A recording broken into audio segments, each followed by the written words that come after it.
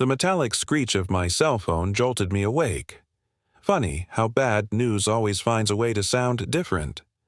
Why would the credit union demand $500,000 from someone who spent her life pinching pennies? I stared at my hands, still shaking, as the scent of burnt coffee filled the air. In that moment, every memory of Courtney Lane, the giggles, the late-night talks, the promises, felt like a cruel joke. If your world ever cracked open with a single phone call, you know exactly how betrayal tastes. Bitter, sharp, impossible to swallow. My name is Samantha Brooks, and I'm 32 years old. When that call came, my entire world stopped. The woman on the line insisted I had signed for a mortgage that would take 2 lifetimes to pay off. As the puzzle pieces fell into place, one horrifying truth emerged. My own sister Courtney had stolen my identity. The person I had protected since childhood had betrayed me in the worst possible way. Before I dive into how this nightmare unfolded, let me ask you, have you ever felt the sting of betrayal from someone you trusted? Trust me, what happened next at that Sunday brunch changed everything. Life before that fateful phone call was remarkably ordinary, but I had worked hard for that ordinary. At 32, I had finally established myself at Summit Strategies in downtown Denver. My role as a lead campaign strategist wasn't glamorous, but it paid well enough for me to afford my cozy loft apartment in the heart of the city. The rent was steep at nearly $2,000 a month, but I loved the neighborhood and the independence it represented. Financial stability had been my obsession since graduating college, burdened with student loans that felt insurmountable. For years, I lived with roommates, packed lunches, and turned down weekend trips to slowly build my savings account. By last year, I had managed to save nearly $40,000 toward a down payment on my own place. My credit score was 790. I monitored it religiously every month. This perfect score represented years of discipline and careful planning. But my family situation was less idyllic than my financial one. My parents divorced when I was 12 and Courtney was just 7. Dad moved to Arizona with his new girlfriend barely 6 months after the separation, and his presence in our lives dwindled to occasional birthday calls and a check at Christmas. As I sat there, the weight of betrayal pressed down on me. How could the sister I had always defended turn against me? The rain began to patter against the window, each drop echoing the turmoil in my heart. I needed answers. I needed to understand Courtney's motives. But first, I had to reclaim my life from the chaos she had unleashed. Mom was left to raise 2 daughters alone, working 2 jobs to keep us in our modest suburban home. Perhaps it was inevitable that Mom developed a special soft spot for Courtney Lane. My sister was the baby of the family, naturally charismatic with her big blue eyes and quick laugh. She struggled more visibly with Dad leaving, having temper tantrums and crying fits that demanded attention. I, on the other hand, became the responsible one almost by default. While Mom worked late, I would cook dinner, help Courtney Lane with homework, and make sure the condo was clean. This dynamic followed us into adulthood. When Courtney Lane dropped out of community college to pursue an acting career that never materialized, Mom defended her choice. When she moved back home at 25 after her 3rd failed relationship, Mom welcomed her with open arms. Meanwhile, my academic achievements and career progress were acknowledged with quick congratulations before conversations inevitably turned to concerns about Courtney Lane. My relationship with my sister was complicated. As children, we had been close despite the 5-year age gap. I read her bedtime stories and braided her hair for school. I defended her against neighborhood bullies and taught her how to ride a bike. But as we grew older, the differences in our personalities became impossible to ignore. While I saved meticulously, Courtney Lane spent extravagantly. Her apartment was always filled with designer clothes, still bearing tags, electronics she barely used, and furniture that cost more than my monthly salary. When I asked how she afforded such luxuries on her sporadic income from waitressing and retail jobs, she would vaguely mention side hustles or investment opportunities. The red flags were there, but I ignored them. 3 times in the past 5 years, Courtney Lane had called me in tears about overdrawn accounts or maxed out credit cards. Each time I transferred money to her with lectures about budgeting that she pretended to take to heart.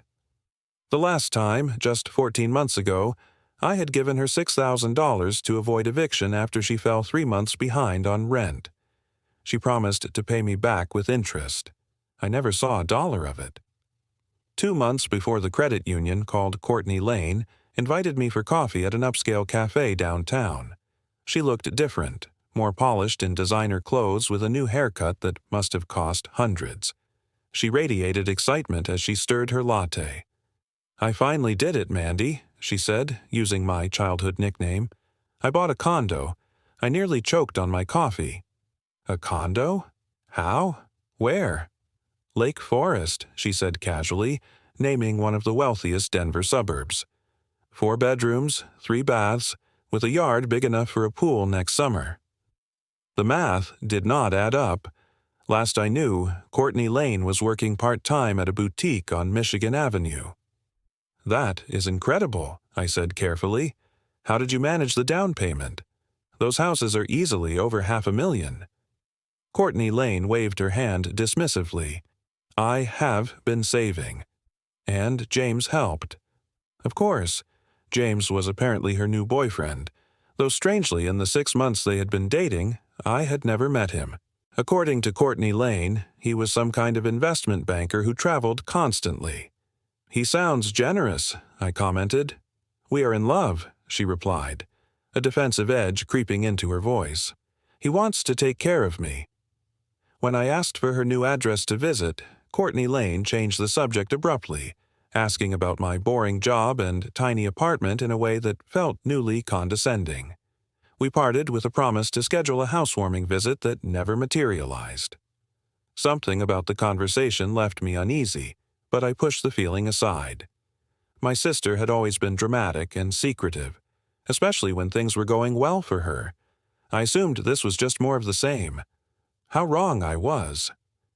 The call came on a Tuesday morning while I was preparing for a client presentation.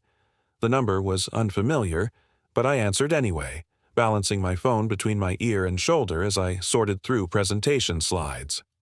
"Hello, am I speaking with Samantha Brooks Walsh?" a professional female voice asked. "Yes, this is she.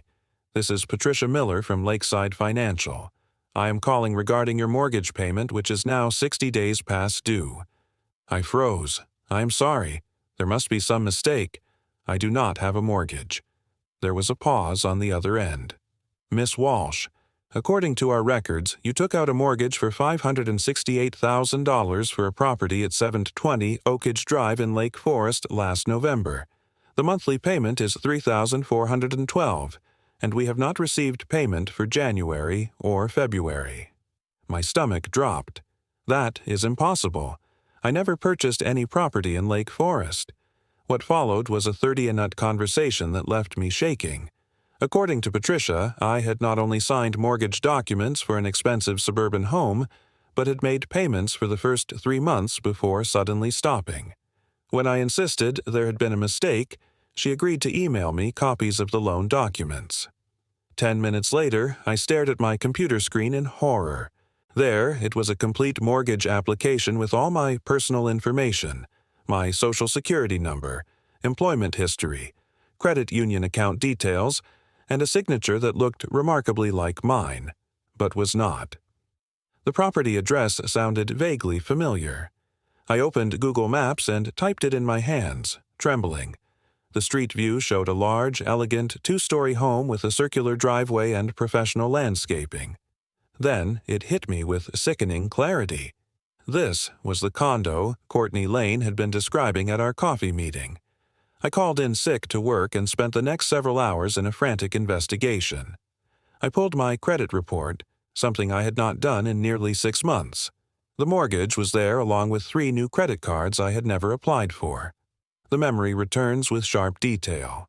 Samantha Brooks sits in her childhood kitchen, sunlight pouring through dust-flecked windows.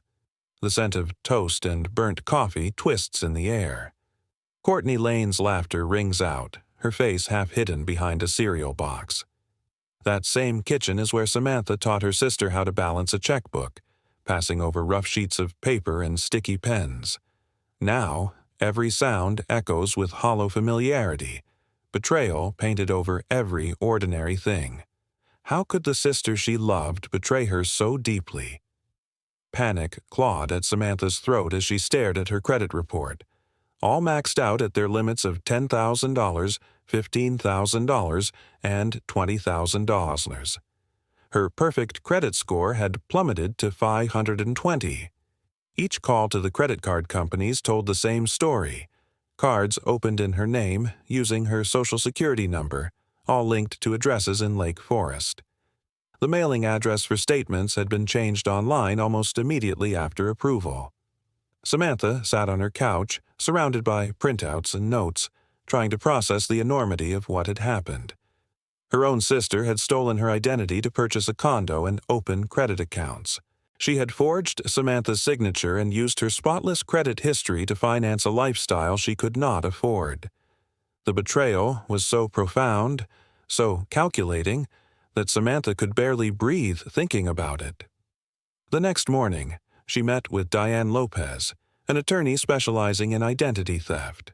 Her office was small but neat, with credentials covering one wall and family photos on her desk. Samantha brought all the documentation she had gathered, including the mortgage papers and credit reports. Diane reviewed everything carefully, her expression growing more serious with each page.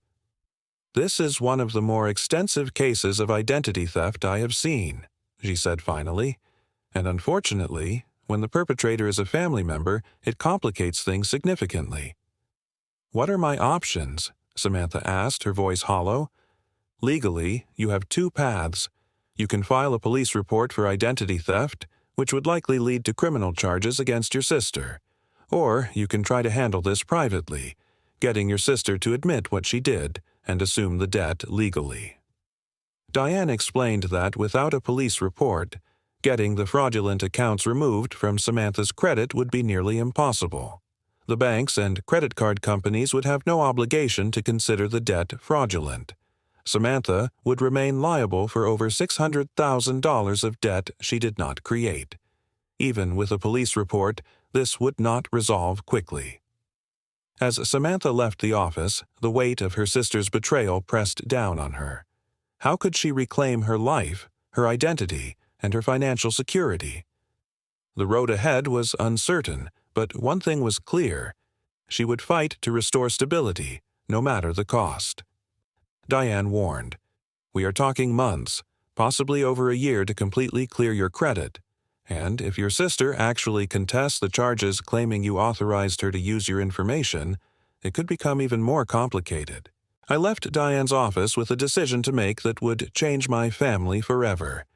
Could I really file a police report against my own sister, the person I had helped raise, the little girl who used to climb into my bed during thunderstorms? But as I drove home, anger began to replace my shock. Courtney Lane had not made a one-time mistake or borrowed my credit card for an emergency. She had executed an elaborate scheme, systematically stealing my identity to finance a fantasy life while knowing it would eventually destroy my financial future. The premeditation was chilling. I tried calling Courtney Lane that evening. The call went straight to voicemail. I sent a text. "We need to talk about the condo in Lake Forest. Call me immediately." Hours passed with no response. I called again the next morning. Nothing. By the third day of silence, my decision was made. I could not protect Courtney Lane from the consequences of her actions. Not this time. With hands that would not stop shaking, I drove to the police station and filed a report for identity theft. After filing the police report, I decided I needed to confront Courtney Lane in person. Since my calls and texts continued to go unanswered, I had no choice but to drive to the address on the mortgage documents the condo purchased with my stolen identity. The drive to Lake Forest took nearly an hour from my apartment. As I turned onto Oakage Drive, the houses grew progressively larger and more impressive. When I pulled up to number 720, my breath caught in my throat. The condo was even more imposing in person than it had appeared on Google Maps. A sprawling, colonial-style home with perfect symmetry. It sat on at least an acre of professionally landscaped property. Courtney Lane's fingers trembled against the doorknob as Samantha Brooks' words echoed in the marble foyer. The air between them stretched taut, every surface in the pristine hallway reflecting Samantha's fury and Courtney's panic. A car door slammed outside, loud, unexpected. Both sisters turned toward the sound, heartbeats racing. Was someone listening, or had James just come home? Samantha's voice dropped to a whisper. If you didn't sign, who did? Courtney's heart raced.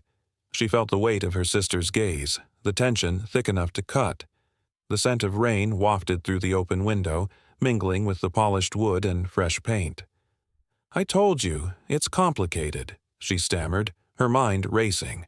The truth was a tangled web, and she was caught in the middle.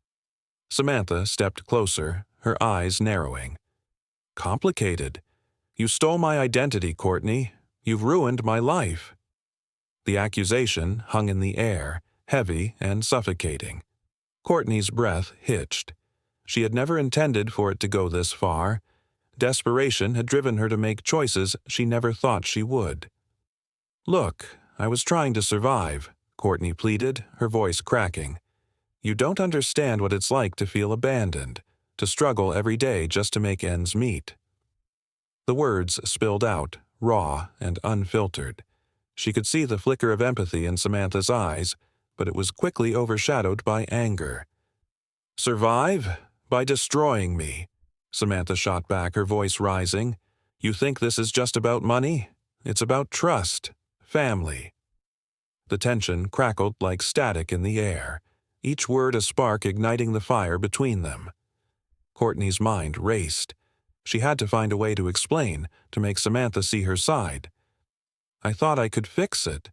I thought I could make it right before you found out. But the truth was, she had been drowning, and in her desperation, she had pulled Samantha down with her. As the silence stretched, the weight of their shared history loomed large. Memories of laughter, family dinners, and sisterly bonds flickered like ghosts in the room. But now, those memories felt tainted, overshadowed by betrayal. Courtney, I can't just forget this, Samantha said, her voice softer now, but the hurt was palpable. You've put me in a position I never wanted to be in. The door creaked open wider, revealing the lavish interior of the condo that had become a symbol of their fractured relationship. I didn't want this for us, Courtney whispered, tears brimming in her eyes. I just wanted to feel safe again.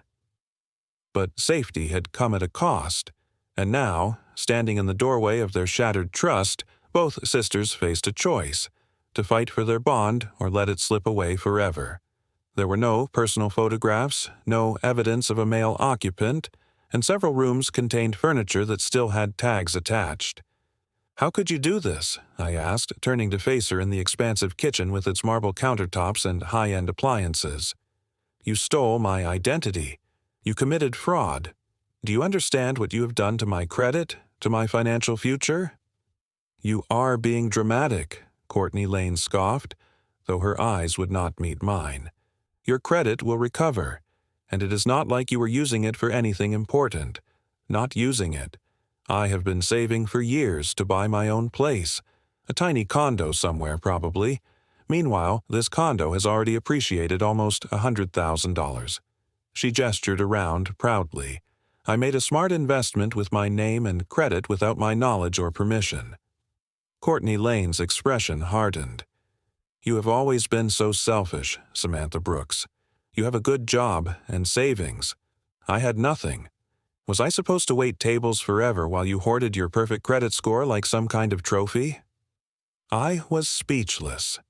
In Courtney Lane's distorted reality, I was the villain for not willingly sacrificing my financial security for her benefit. There was no remorse, no acknowledgement of the harm she had caused, only entitlement and resentment. Over the next few days, I dug deeper into Courtney Lane's deception.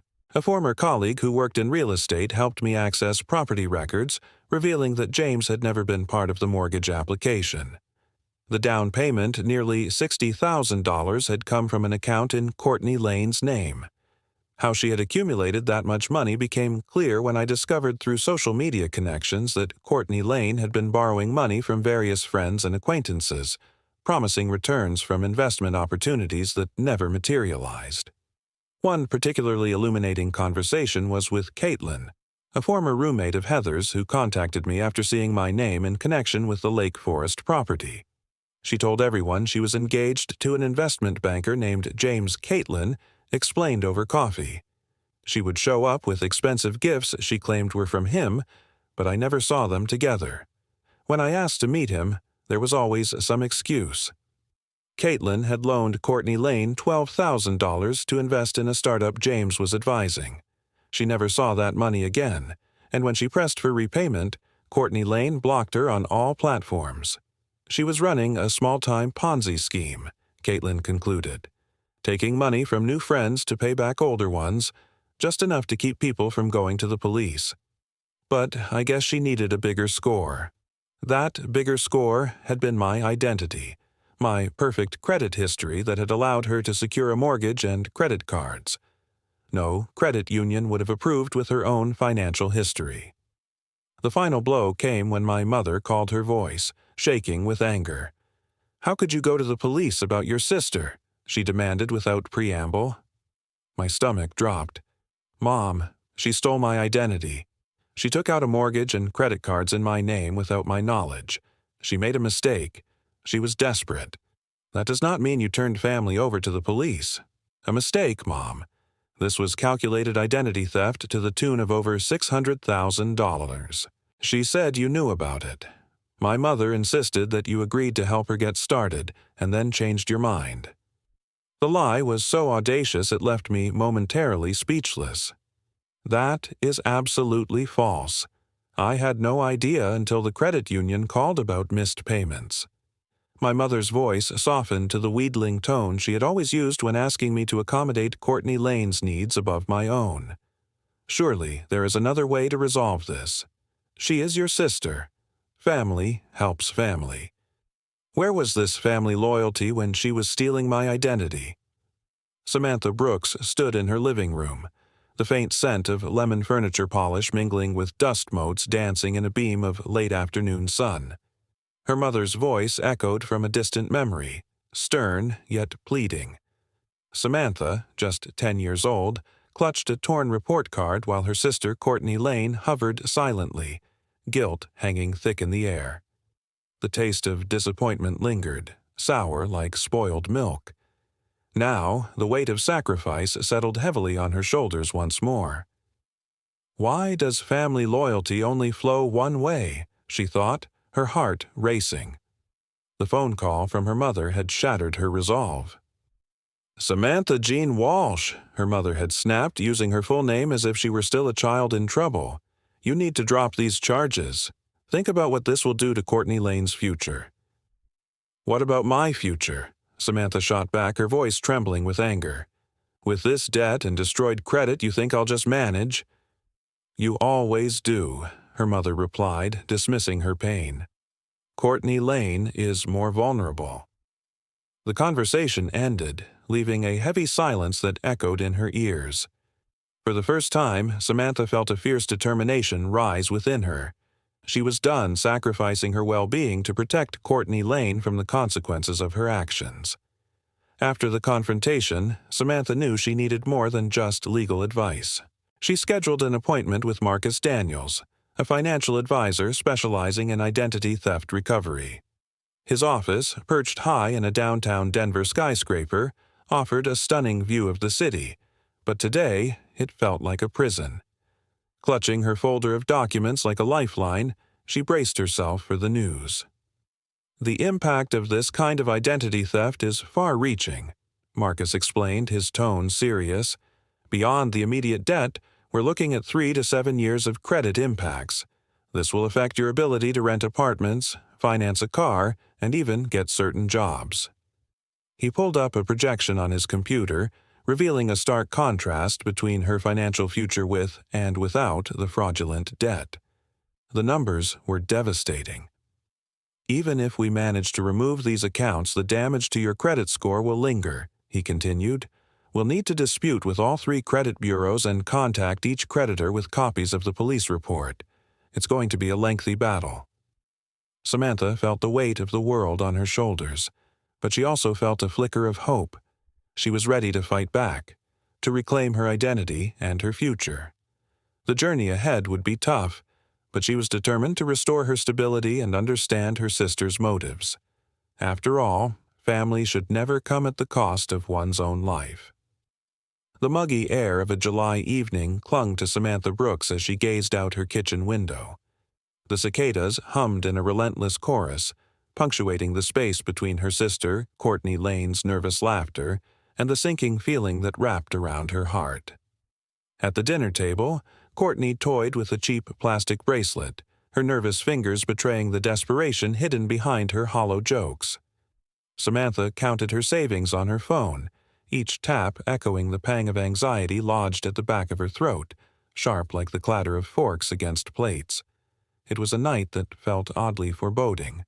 But how could she know just how deep the betrayal ran? Days turned into chaos when Samantha discovered the devastating truth. Courtney had tangled her in a web of identity theft. The trust once woven through their family now frayed, revealing a bitter reality where Samantha's diligent savings were hijacked for Courtney's reckless decisions. She felt her dreams of home ownership slipping away, replaced by a bitter fight for her identity. How had it come to this? Her own sister standing in the path of her stability? After an explosive reveal, Samantha's world crumbled into a whirlwind of debt, impending foreclosure, and a desperate fight to rebuild her life. Each conversation with her family felt like a dagger twisting deeper. "You need to drop these charges. Think about what this will do to Courtney's future," her mother implored. But what about Samantha's future? Did her sacrifices mean nothing in this tangled mess? The stakes rose as she realized she was now responsible for untangling the consequences of Courtney's desperate choices. Seeking clarity, Samantha met with Marcus Daniels, a seasoned financial advisor. As he laid out the grim realities of identity theft, each number felt like a punch to the gut. "We're talking about 12 to 18 months to clear your name," he warned. The heaviness of this timeline settled on her like a storm cloud, delaying her dreams for an indefinite future. The $40,000 savings she'd built now poised to vanish into legal fees and momentary fixes. "The credit union is threatening foreclosure," she whispered, almost in disbelief.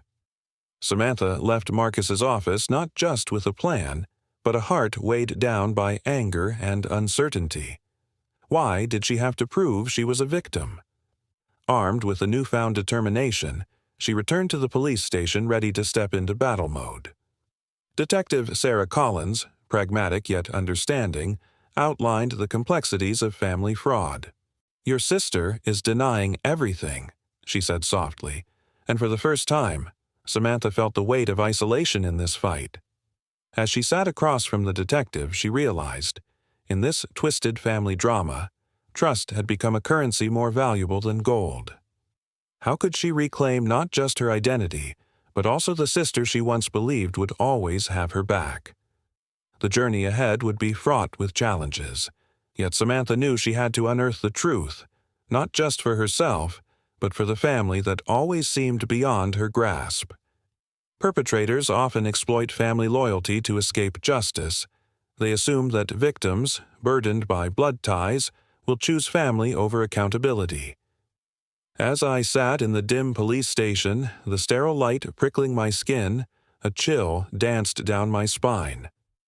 "My mom thinks I'll just drop the charges," I confessed, my voice shaky. Detective Sarah Collins looked me square in the eyes. "And what do you really want?"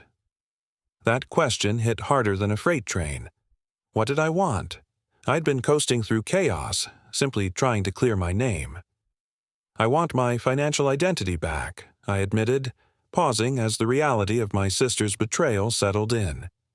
"I want Courtney to face the consequences." Detective Collins nodded, her expression calm yet sympathetic. Those desires are reasonable. But full resolution in all three areas? Rare. Her blunt honesty cut through my fog of hope. The harsh truth struck me like rain on asphalt. The law might restore my finances, but could it ever make my sister truly understand the pain she had caused? That was beyond the grasp of any system. As the investigation dragged on, my mother's pressure mounted with each passing day. She called relentlessly, her voice teetering between guilt and anger. "You're tearing this family apart," she'd plead, twisting the narrative to fit her expectations. "Why can't you just forgive her?" My Aunt Susan chimed in during one of her calls. "How could you take this to the police? Family matters should be private." But how could I explain? Courtney had stolen over $600,000 in my name. It was theft. It wasn't a family dispute. It was a crime. The burden of explaining this reality, again and again, felt like a stone pressing on my chest. Through it all, I held tight to my resolve. With every shake of my heart, clarity came. I was not only fighting for my name, but for a truth that couldn't be hidden under layers of guilt and denial. Then, in a startling moment, everything changed. As I sat in the sterile glow of the station, rehearsing my statement, the door swung open. Courtney burst in, wild-eyed and disheveled, clutching a wrinkled piece of paper, my birth certificate. The moment froze like ice in July. "It wasn't just about the money," she gasped, her breath ragged with desperation. A chill brushed through the room as I understood. This ran deeper. My identity, the very core of who I was under threat. The detectives exchanged glances, the air thickening with unspoken tension. The betrayal shifted, reframing Courtney's desperation into something more complex. She wasn't just a villain in this narrative. She was a sister, lost and scrambling for a piece of herself. Was it even possible to reclaim trust with her torn pieces? The answer danced on the tip of my tongue. As memories of shared laughs and sisterly bonds flickered through my mind, a flicker of hope sparked amidst the storm. Would we find a way back to each other? Only time and the truth would tell. I teamed up with Marcus to tackle the mountain of credit disputes. Each certified letter I sent felt like a small victory. I met with Detective Collins regularly, sharing every detail I could muster. Diane and I discussed the possibility of civil action to recover my losses. But looming over me was the upcoming family brunch at my mom's place, a tradition I had missed last month. March was creeping up, and despite my mother's icy demeanor, she insisted it was still on. "It'll be a good chance for you and Courtney to talk things through," she suggested, her tone heavy with expectation. But I wasn't about to let Courtney Lane twist our conversation into another lie. Instead, I gathered evidence, copies of the police report, mortgage documents with her forged signature, and credit card statements. I kept them in a folder, a constant reminder of why I couldn't back down. Doubts crept in during sleepless nights, but I held firm. The day before brunch, I met with Marcus and Diane to finalize my strategy. We agreed that while a public confrontation wasn't ideal, the family gathering would provide witnesses to prevent Courtney Lane from spinning her narrative. "Your goal isn't to humiliate her," Diane reminded me. "It's about establishing the truth." I nodded, but deep down a part of me craved to see her squirm. Just a little. That night, alone in my loft apartment, I rehearsed my words. I imagined her defensive reactions, the way she'd try to deflect blame. The tension in my chest tightened as I prepared for the storm ahead.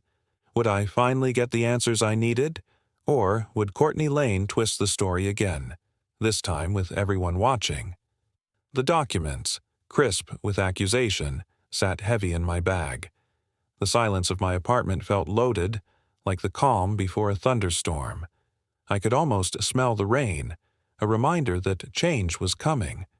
Would I lay it all bare, or wait for the perfect moment? The clock ticked, and I knew the truth was about to unfold. I braced myself for the storm ahead: tears, anger, manipulation. Courtney Lane had mastered these tactics throughout our lives. But as I stood at the threshold, a strange calm washed over me. After years of prioritizing her needs, I was finally choosing to protect myself. The guilt I anticipated was eclipsed by a liberating sense of freedom. For once, I wouldn't bear the weight of Courtney Lane's choices. She would. Sunday dawned with an air of inevitability. I slipped into a simple blue dress that radiated confidence, applied just a touch of makeup, and styled my hair in a neat bun. The folder containing the damning documents rested on my passenger seat, a tangible symbol of the boundary I was finally ready to enforce. As I drove the 30 minutes to my mother's suburban home, the familiar streets felt surreal.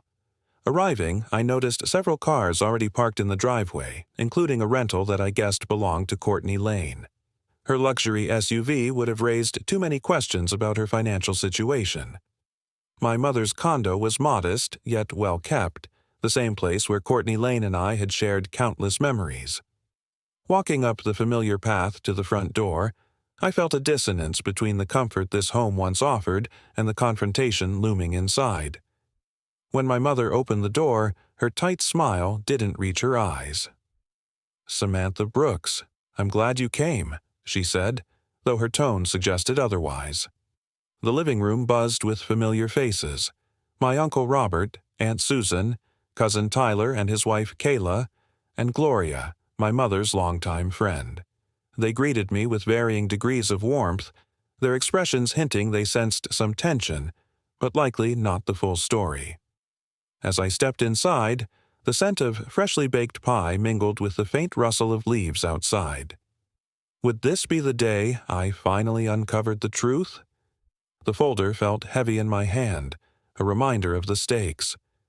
Would I find the answers I sought, or would Courtney Lane twist the narrative once more, this time with an audience?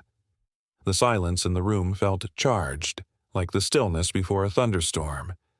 I could almost smell the rain, a sign that change was on the horizon. Would I lay everything bare, or wait for the perfect moment to strike? The clock was ticking, and I knew the truth was about to unfold. Courtney was the last to enter the room, gliding in from the kitchen with a platter of appetizers, as if she were the hostess rather than a guest. She wore a stunning dress from a high-end boutique, her hair and makeup flawless. When she spotted me, she barely hesitated before placing the platter on the coffee table. "Samantha Brooks, you made it," she said lightly, as if we hadn't had a confrontation at her fraudulently obtained condo just weeks earlier. "Mom wasn't sure you would come." "I wouldn't miss it," I replied, locking eyes with her until she looked away. Sunday brunch was a master class in surface normalcy, hiding the churning undercurrents beneath.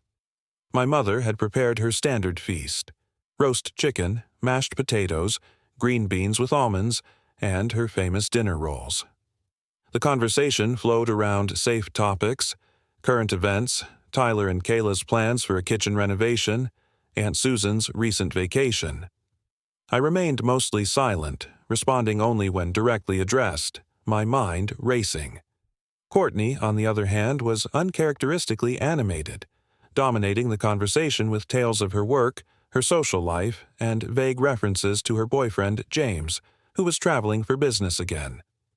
"He's looking at investment properties in Boston," she explained to the table at large. "We're thinking of buying a vacation condo there." I noted how my mother beamed at this declaration, proud of her younger daughter's apparent success. The irony was bitter, knowing Courtney's lifestyle was built on fraud and deception. As brunch progressed, Courtney grew bolder, perhaps interpreting my silence as submission. "Samantha Brooks, you should let me introduce you to James's friend, Michael," she said during a lull in conversation. "He works in finance, too. You two would have so much in common, and he has a beautiful condo downtown." The condescension in her tone was unmistakable. Silence stretched as everyone lingered over dessert, the clink of forks against plates oddly loud. Courtney's phone buzzed, and her face drained of color. She fumbled to silence it. Too late. A text notification glowed on the screen, visible to all. Transfer complete. For a split second, Courtney met my gaze, a flash of guilt, challenge, and fear. The room chilled, conversation faltering, until Courtney, voice brittle, asked if anyone wanted more coffee. Suddenly, my suspicion hardened into certainty, but the rest of the family remained oblivious to the electric tension. Would this be the moment I finally uncovered the truth? The folder felt heavy in my hand, a reminder of the stakes. Would I find the answers I sought, or would Courtney twist the narrative once more, this time with an audience? The clock was ticking, and I knew the truth was about to unfold, positioning herself as the successful sister, magnanimously helping the struggling one. It was the final provocation I needed. I waited until dessert was served, my mother's apple pie with vanilla ice cream, a family tradition. As everyone took their first bites, I reached into my purse and withdrew the folder I had prepared. "Actually, Courtney Lane," I said, my voice cutting through the casual conversation. "Before you start arranging my social life, there is something we need to discuss." The table fell silent. My mother's expression turned alarmed. "Samantha Brooks, this is not the time or place," she said quickly. "I think it is exactly the right time and place," I countered, opening the folder. "Since everyone here has likely heard one version of recent events, I think it is important they hear the complete truth." I removed the police report and placed it on the table, sliding it toward Courtney Lane, whose fork remained suspended halfway to her mouth. "This is a police report I filed 3 weeks ago for identity theft." I said, my voice steady despite my racing heart. "Someone used my Social Security number and forged my signature to take out a mortgage for $568,000 and open multiple credit cards." Courtney Lane's fork dropped to her plate with a clatter. The sound seemed to echo in the stunned silence. That someone I continued looking directly at Courtney Lane was my sister. "What is this nonsense?" Aunt Susan exclaimed, looking between us. I withdrew the mortgage documents next, placing them beside the police report. "These are the loan documents for a condo in Lake Forest, purchased in my name without my knowledge or consent. The signature is forged. The condo is where Courtney Lane is currently living. There has been a misunderstanding." Courtney Lane finally spoke, her voice trembling slightly. "Samantha Brooks agreed to help me with the financing temporarily. James is going to refinance everything once we are married." "That is a lie," I said flatly. "I never agreed to anything." The sun hung low on that summer afternoon, spilling warm, amber light across our kitchen floor. I remember it vividly. Courtney and I, teenagers at the time, huddled together, counting pennies for ice cream, the sweet clink of coins mixed with the distant hum of cicadas.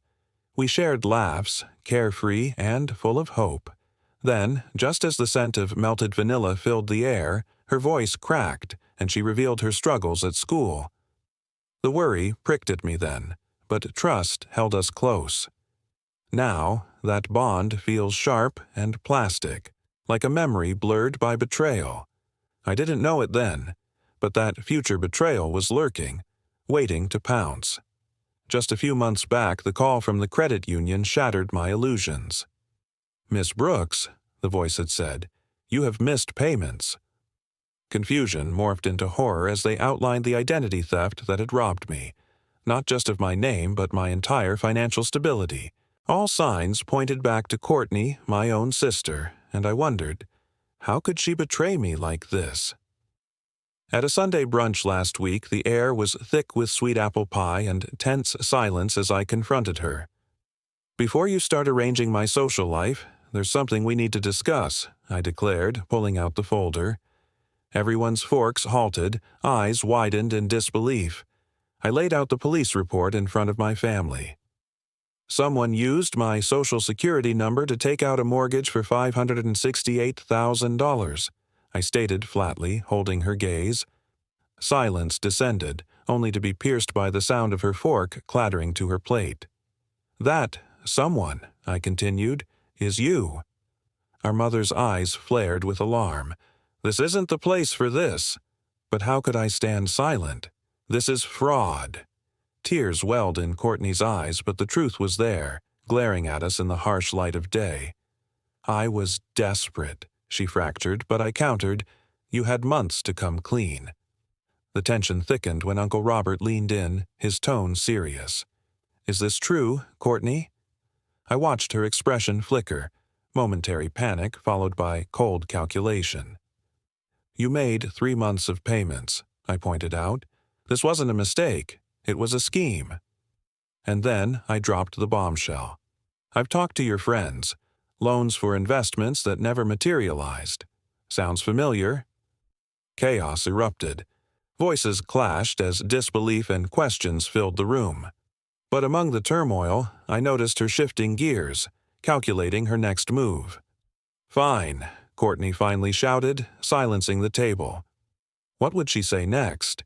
Would she twist the narrative again? Or was this the moment for truth? It was a showdown, and in that moment, I realized this wasn't just about money. It was about trust, family bonds, and the fierce determination to reclaim what's rightfully mine. All my hard work had led me to this confrontation.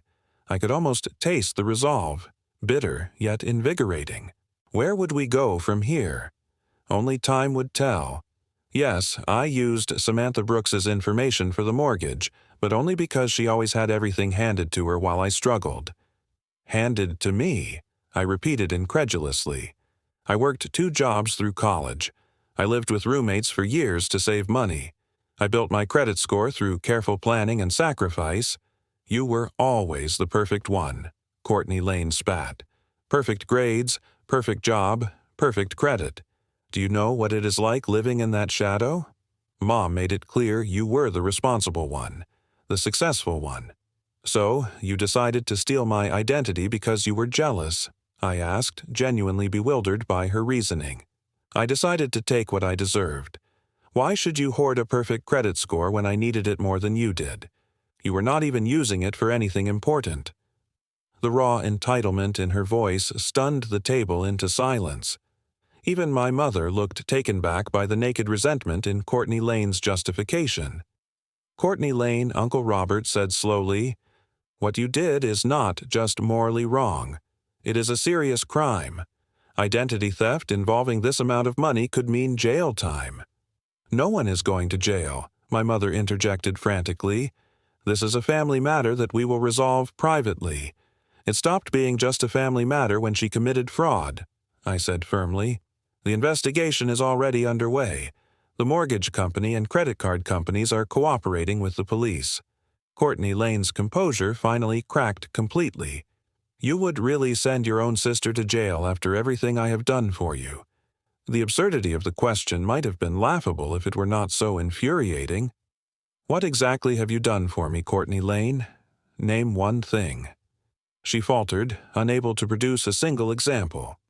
In the weighted silence, the full extent of our unbalanced relationship became clear to everyone at the table. As Samantha Brooks sat in the living room, tension crackled in the air like static before a storm. Then her phone buzzed loudly, pulling her from the heated discussion. A notification flashed on her screen. Courtney Lane's attorney. Her breath caught. The voices around her faded into the background, drowned out by the rapid beat of her heart. What she was about to unravel would change everything. Samantha's eyes widened as she read the shocking message. Evidence revealed that her own mother had been funneling money through Courtney's accounts for years. The revelation felt like ice water rushing through her veins, leaving her unsettled and confused. Why hadn't anyone seen this coming?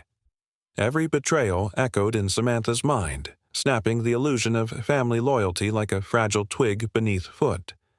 The room was thick with suspicion and disbelief, each unsaid accusation hanging heavy in the air.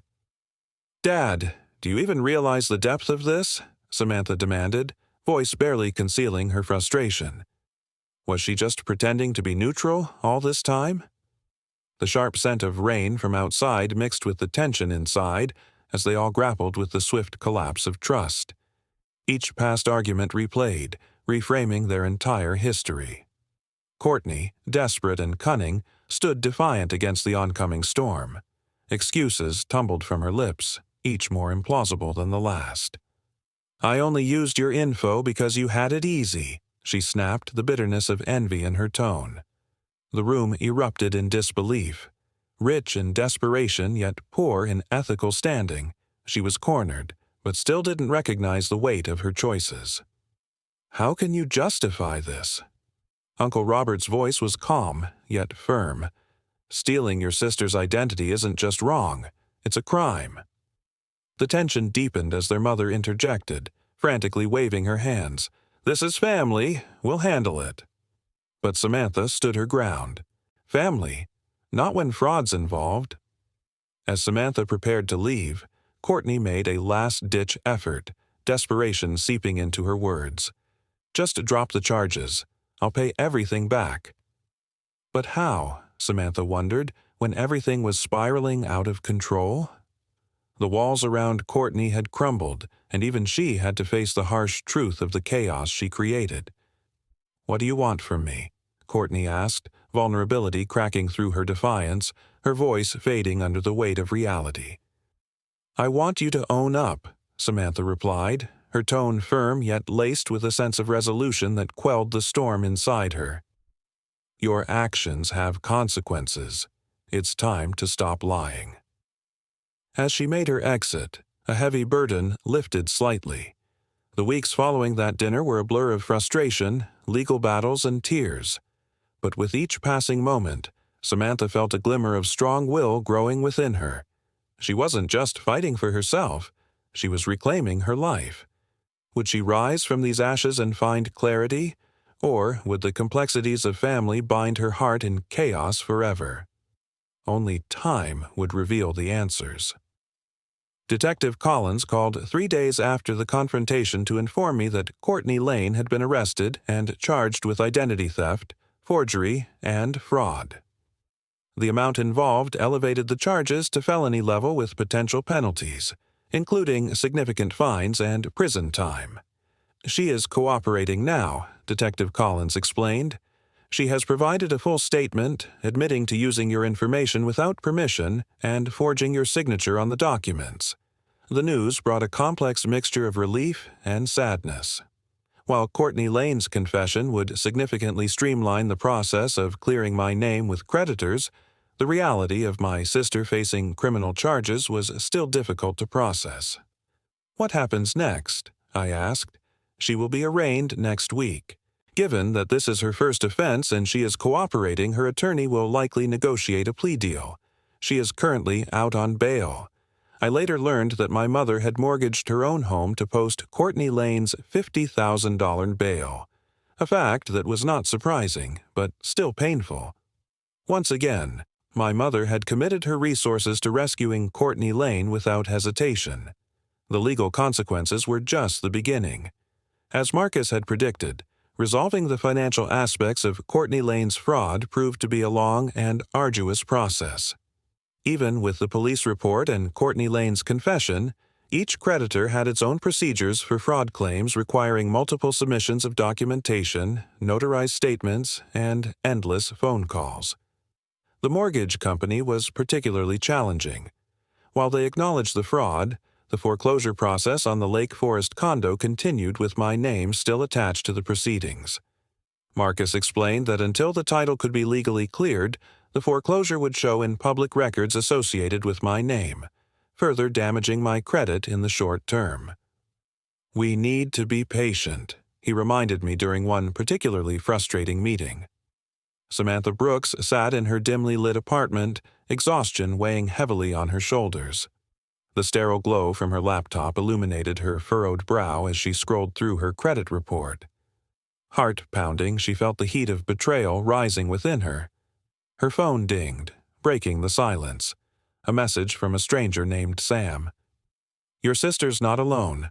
Check the credit union statement for May. In that instant, everything shifted. Samantha's breath quickened. This wasn't just a sister's crisis. It was a tangled web of deceit entwining her life with shadows. As the hum of her fridge buzzed in the background, her thoughts spiraled like the swirls of steam rising from her cup of coffee. Trust wasn't merely shattered, it was multiplying in ways she never anticipated. 3 days wiped away the remnants of normalcy. Detective Collins had called with news that sent chills down her spine.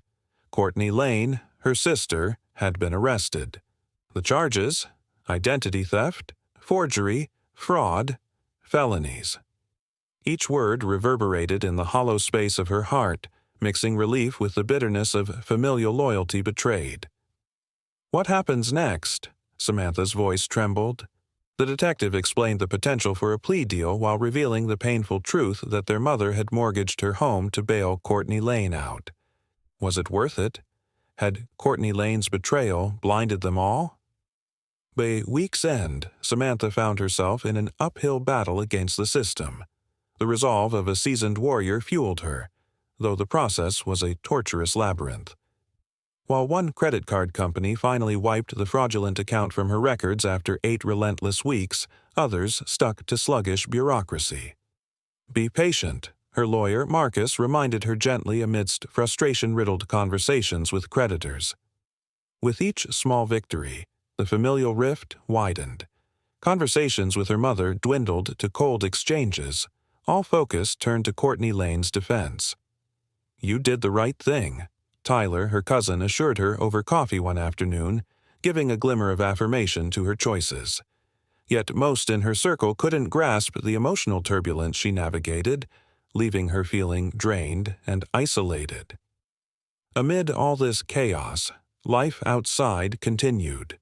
The rain tapped rhythmically against her window, but inside, she felt the steady weight of anguish pressing down. Multiple calls from creditors compounded her stress. So, she made the hardest choice, taking a leave of absence. In this chaotic storm of betrayal, what it meant to be family was no longer black and white. Would Samantha reclaim her life? Could trust ever flourish again amidst the wreckage? Each day unfolded a chapter richer in complexity, where understanding might just be the key to healing. My carefully accumulated savings dwindled as I paid for legal representation, credit monitoring services, and basic living expenses during my unpaid leave. Sleep became elusive with anxiety about my financial future, keeping me awake late into the night. Even simple tasks like checking my mail became stress-inducing exercises, each envelope potentially containing new complications or demands related to Courtney Lane's fraud. 3 months after filing the police report, I realized I needed professional help to manage the emotional impact of the situation. I began seeing Dr. Eleanor Reed, a therapist specializing in family trauma and betrayal. "What you are experiencing is a form of grief," Dr. Reed explained during our second session. "You have lost trust in a primary relationship, lost financial security, and lost the family dynamic you were accustomed to, problematic as it may have been." She helped me recognize that my responsibility for Courtney Lane had been an unhealthy pattern established in childhood and reinforced by my mother's expectations. Learning to separate Courtney Lane's choices from my own sense of obligation became a central focus of our work together. "You did not cause this situation," Dr. Reed reminded me. "You cannot control how Courtney Lane or your mother respond to it. The only element you can control is your own response and the boundaries you establish moving forward." Those boundaries were tested 6 months into the legal proceedings when Courtney Lane's attorney negotiated a plea deal. In exchange for a guilty plea to reduce charges, she would receive 3 years of probation, mandatory financial counseling, 200 hours of community service, and an order to make full restitution for all fraudulent debts. The day after accepting the plea, Courtney Lane called me directly for the first time since the Sunday brunch confrontation. "Samantha Brooks," she began, her voice smaller than I had ever heard it. "I know you probably do not want to talk to me, but please, just listen." I remained silent, allowing her to continue. "I am sorry," she said, the words sounding awkward and unfamiliar in her mouth. "What I did was wrong. I knew it was wrong when I did it, and I kept doing it anyway." "Why?" I asked the question that had haunted me for months. Courtney Lane sighed heavily. "Because it was easy. Because I convinced myself you would never know. Because I was jealous of how together your life seemed while mine was falling apart." None of these are good reasons. I know that now. Her apology seemed genuine, but experience had taught me to be cautious about Courtney Lane's apparent insights. Too often in the past, her moments of clarity had been performative, designed to elicit forgiveness without genuine change. "I appreciate you saying that," I said carefully, "but I need more than words at this point. I know my lawyer says the restitution will take years, but I am going to pay back everything. I am selling all the stuff I bought looking for a real job and Mom's condo." I asked, aware that our mother's decision to mortgage her home for Courtney Lane's bail had created yet another financial entanglement. Courtney Lane was quiet for a moment. "I am trying to figure that out too.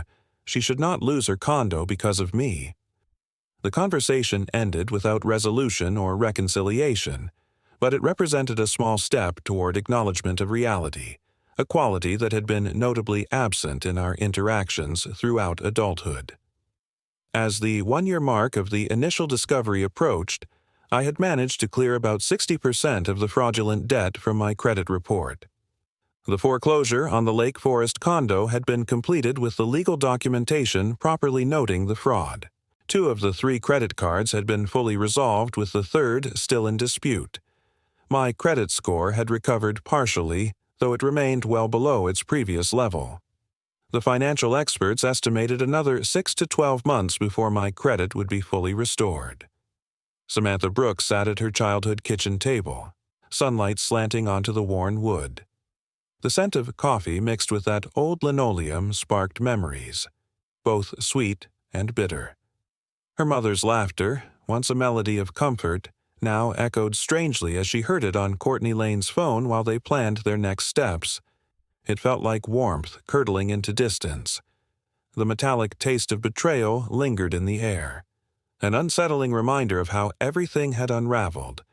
Flashback to moments spent in this very kitchen, where trust brewed alongside morning coffee. Now, Samantha was drowning in the chaos of her sister's deception. How had Courtney's impulsive choices turned their lives upside down?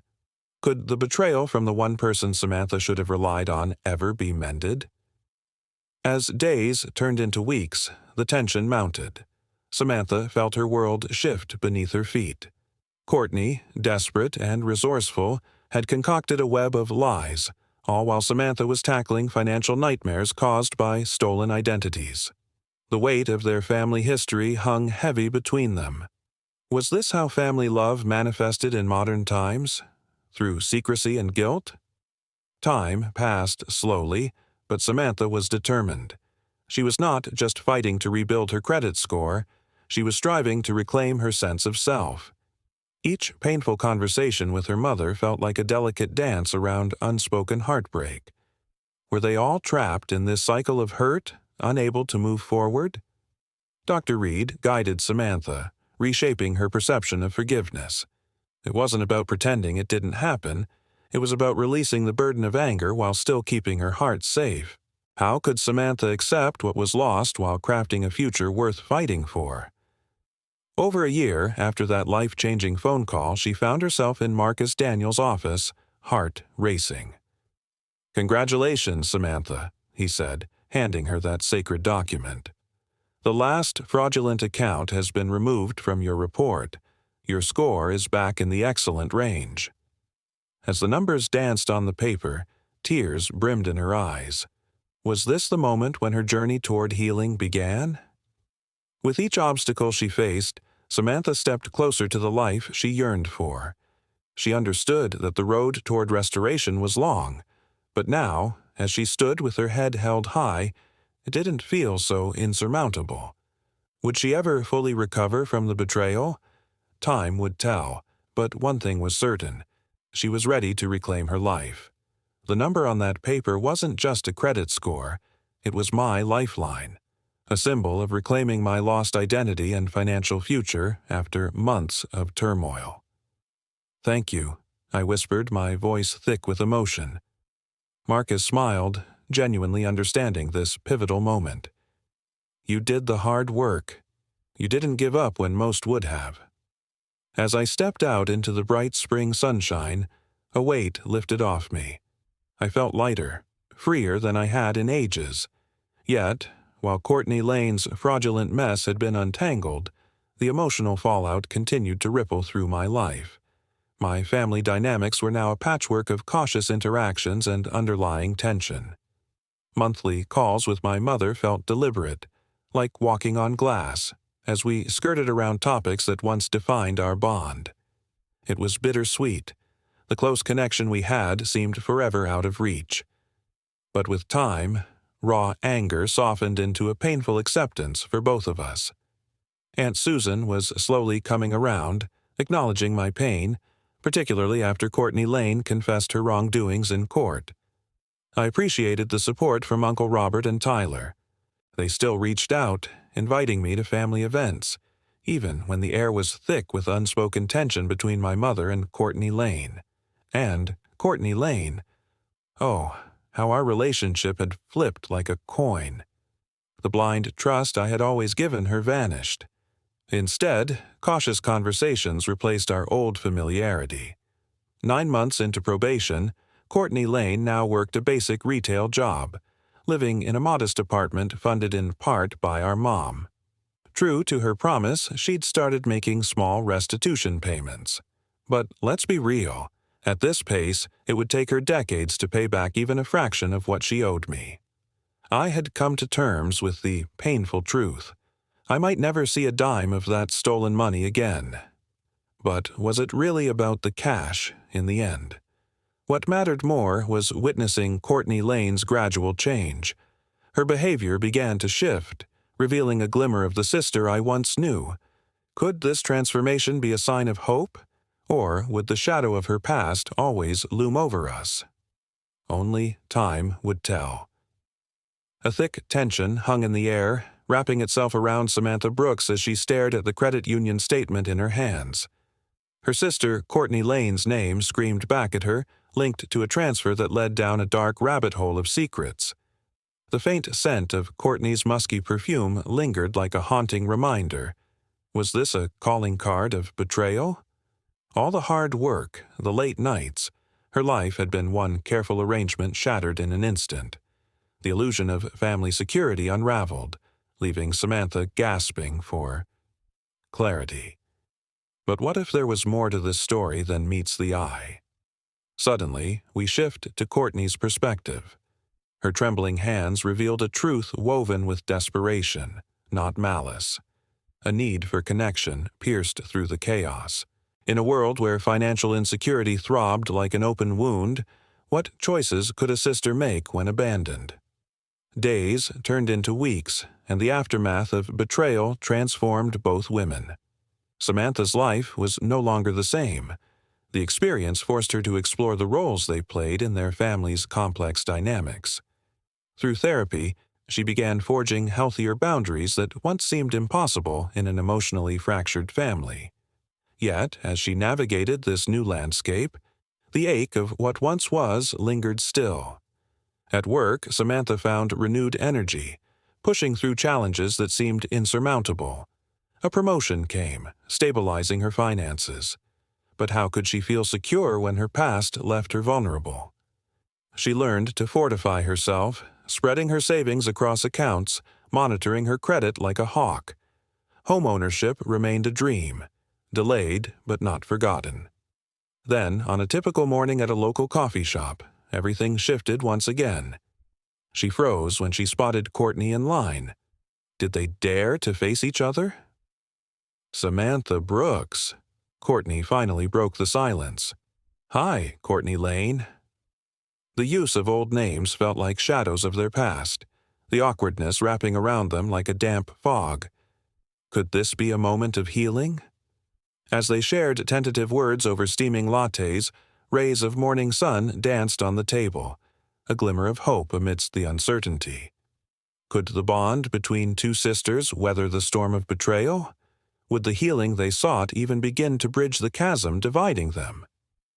As they navigated this fragile reunion, only time would unveil whether reconciliation was possible or if the shadows of the past would forever grip their hearts. She wore simple jeans and a plain sweater, her hair pulled back in a casual ponytail. Thanks. How are you? I asked the polite question, feeling strange given our history. Managing, she replied with unexpected honesty. The job is not exciting, but it is steady. My counselor is helping me understand my spending issues. She paused, then added, I have not opened any new credit cards. The statement, delivered with a hint of pride, struck me as both sad and encouraging. The bar was low, but she was acknowledging it existed. That is good, I said, unsure how to navigate this new territory. Courtney Lane looked down at her coffee, then met my eyes directly. I have been thinking a lot about why I did what I did. Not just the identity theft, but all of it. The lying and manipulation. It was not just about money or things. I waited, giving her space to continue. I was trying to be someone I am not. Creating this fantasy life where I was important and successful, taking shortcuts instead of doing the work. She shook her head. I watched you build your life, step by step, and instead of doing the same, I resented you for it and tried to take what you had created. The insight surprised me. It was more self-aware than anything I had heard from Courtney Lane before. Mom always made excuses for me, she continued. She never made me face consequences. I think she thought she was protecting me, but she was just teaching me I could get away with anything. And now, I asked quietly, now I am learning what it means to be accountable. It is not fun, she admitted with a small, Rofal smile, but it feels more real than anything in my life before. We talked for nearly an hour, the conversation more honest than any we had shared since childhood. There were no dramatic promises of changed behavior or tearful pleas for forgiveness, just a quiet acknowledgement of reality and tentative steps toward a new kind of relationship. As Samantha Brooks stepped back into her loft apartment after months away, she expected a warm embrace from familiarity. Instead, a chill crept through the air, and the scent of Courtney Lane's perfume lingered in the hallway. It was impossible. Courtney Lane had sworn she hadn't been there. Samantha's heart raced as she approached her desk. There, half hidden beneath a stack of papers, lay a crumpled note addressed to Courtney Lane. The words blurred together, but the message was clear. The identity theft wasn't just Courtney Lane's doing. A deeper betrayal was at play, one that cut closer than she ever imagined. The realization hit her like a cold wave. This wasn't just about her sister's impulsive choices. No, this was a betrayal orchestrated by someone she thought she knew. The resentment that had once burned in her chest transformed into a chilling clarity. Who could she trust now? As the rain tapped softly against the window, Samantha felt the weight of her situation. She had worked tirelessly to build her life, only to have it threatened by the very person she loved. The echoes of their past haunted her, but she was determined to reclaim her stability. Months passed, and the tension between them simmered. One Sunday brunch, Courtney Lane asked, "Do you think we will ever be close again?" Samantha paused, weighing her words. "I don't know. Trust once broken is hard to rebuild, but I'm open to seeing who you become now." That honesty hung in the air, a fragile thread connecting them. In the weeks that followed, Samantha learned painful lessons about family dynamics and her own resilience. She discovered strengths she never knew she had, while also confronting vulnerabilities she had long ignored. Family love, she realized, didn't mean accepting harmful behavior. Establishing boundaries wasn't selfish. It was essential for her own well-being. The road ahead wouldn't be easy. Courtney Lane's restitution payments would be inconsistent, and family gatherings would still carry an undercurrent of tension. Yet, through it all, Samantha emerged with a clearer understanding of herself. The betrayal that once felt devastating had transformed into an unexpected opportunity for growth. As she reflected on her journey, she wondered how many of you have faced betrayal from someone you trusted. Have you ever had to choose between family loyalty and self-protection? Share your stories in the comments. Your experiences matter, and together we can find strength in our shared journeys. Samantha Brooks stood in her living room, hands trembling, heart racing. Across from her, Courtney Lane sat, eyes glistening with unshed tears. The silence was thick, broken only by the distant hum of the city outside. The air crackled with years of unspoken grief. Finally, Samantha's voice broke through the tension, raw and vulnerable. "Why did you do it?" Courtney's facade crumbled. Pain and fear spilled from her lips, shattering the silence that had held them captive. Each word was a release, a bittersweet moment of honesty. The weight between them lifted, but the air remained heavy with uncertainty. As the rain tapped softly against the window, Samantha felt the gravity of her situation. She had fought hard to build her life, only to see it threatened by the one she loved most. The echoes of their shared past haunted her, yet she was determined to reclaim her stability. Months passed, and the tension simmered. One Sunday brunch, Courtney asked, "Do you think we will ever be close again?" Samantha paused, choosing her words carefully. "I don't know. Trust once broken is hard to rebuild, but I'm open to seeing who you become now." That honesty hung between them, a fragile thread of hope. In the weeks that followed, Samantha faced painful truths about family dynamics and her own resilience. She discovered strengths she never knew she had, while confronting vulnerabilities she had long ignored. Family love didn't mean accepting harmful behavior. Setting boundaries was essential for her well-being.